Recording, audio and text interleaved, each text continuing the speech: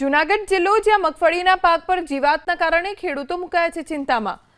ચોમાસુ પાક તરીકે જૂનાગઢ જિલ્લામાં સૌથી વધુ મગફળીનું વાવેતર થાય છે। મગફળીનો પાક તૈયાર થવાના દિવસો નજીક છે, પરંતુ પાકની કાપણી પહેલા મુંડા નામની જીવાતના કારણે મગફળીના પાકને નુકસાન થાય છે।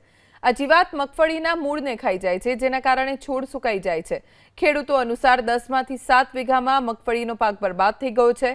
દવાનો છંટકાવ અને પિયત આપવા છતાં કોઈ અસરકારક પરિણામ નથી મળ્યા। ખેડૂતોની માંગ છે કે સરકાર તાત્કાલિક સર્વે કરાવી સહાય આપે। કિસાન સંઘના મનસુખભાઈનું કહેવું છે કે જો સમયસર આનો ઉકેલ નહીં લવાય તો કપાસના પાકને નુકસાન જશે। કૃષિ વૈજ્ઞાનિક જીઆર ગોહિલનું માનવું છે કે વાવેતરની શરૂઆતમાં ક્લોરોનો ઉપયોગ ન કરવાના કારણે જીવાતનો ઉપદ્રવ વધ્યો છે, જેથી ખેડૂતોએ વધારાની ડાળીઓ કાપી પેસ્ટિસાઇડ્સનો છંટકાવ કરવો। જ્યાં પણ જીવાત દેખાય ત્યાં ક્લોરોનું છંટકાવ કરવું, જમીન ઓછી પોચી રહે તે માટે તાત્કાલિક પિયત આપવું।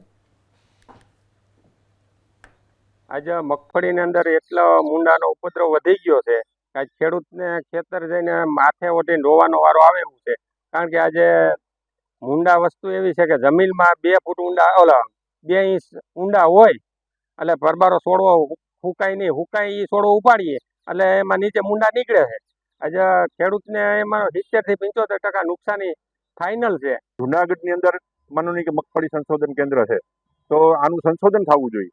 કારણ કે ખેડૂતો આવતા દિવસોમાં નુકસાન જાય તો એ પાક વાવતા બંધ થઈ જાય એવી સ્થિતિની અંદર જ્યારે ખેડૂતો હોય ત્યારે એની ચિંતા કરવી જોઈએ।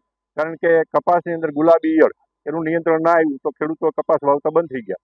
એટલે એવી જ રીતે આવતા દિવસોની અંદર મગફળી વાવતા ખેડૂતો બંધ ના થાય એના માટે સંશોધન થવું જોઈએ। કારણ કે કરોડો રૂપિયા સરકાર આના માટે સંશોધન માટે ખર્ચ કરે છે, ત્યારે કૃષિ વૈજ્ઞાનિકો દ્વારા આનું નિયંત્રણ કઈ રીતે આવે એ રીતનું આગામી દિવસોની અંદર પગલાં લેવા જોઈએ।